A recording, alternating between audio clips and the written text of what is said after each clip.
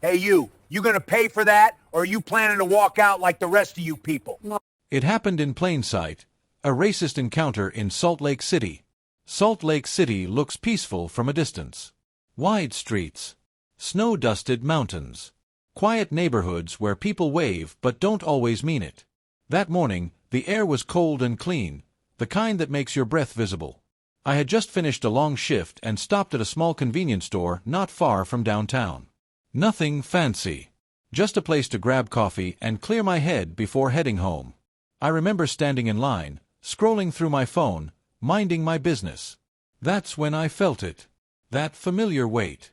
Someone staring too long. I looked up and saw a middle-aged white man a few feet behind me. He wasn't just looking, he was watching me. Eyes narrowed, jaw tight, like my presence alone had offended him. I ignored it. I always do. But then he spoke. "Hey," he said loudly. Too loudly. "You gonna pay for that, or are you planning to walk out like the rest of you people?" The store went quiet. The cashier froze. The hum of the refrigerator suddenly sounded louder than everything else. I turned slowly.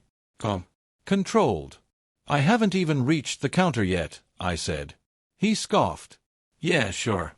That's what they all say." My chest tightened, but I didn't raise my voice. I never do. Because I know how quickly calm can be mistaken for guilt. A woman near the door looked down at her shoes. Another customer pretended to be very interested in the snack shelf. No one said a word. The man stepped closer. "You don't belong around here," he muttered. "This is Salt Lake. We don't want trouble." That's when the cashier finally spoke. "Sir, please step back. He hasn't done anything wrong." The man laughed. "Of course you'd defend him. Bet he's already stolen something." I placed my coffee on the counter and paid. The receipt printed slowly, painfully slow, like time itself was stretching the moment. I could feel my hands shaking. As I turned to leave, the man said one last thing. "People like you should be grateful we even let you live here." That was it. I stopped, turned back, and for the first time, I looked him directly in the eyes. "I belong anywhere I choose to be," I said quietly. "And the only problem in this store right now is you." For a moment, he looked unsure. Not angry, exposed.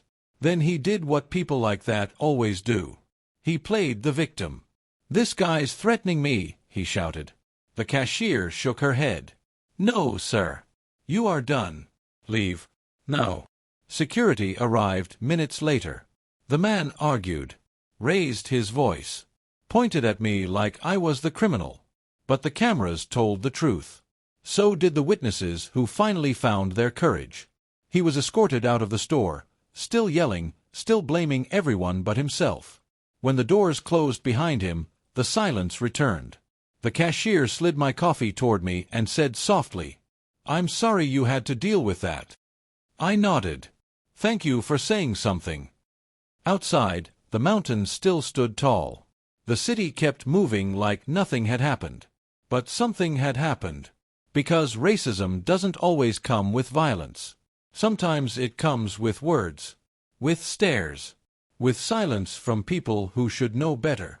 And it happens in places that look peaceful, like Salt Lake City, Utah. If stories like this matter to you, if you believe the truth should be told even when it's uncomfortable, subscribe to Unfiltered Truth, like this video, comment your thoughts, and turn on notifications for more real stories that need to be heard.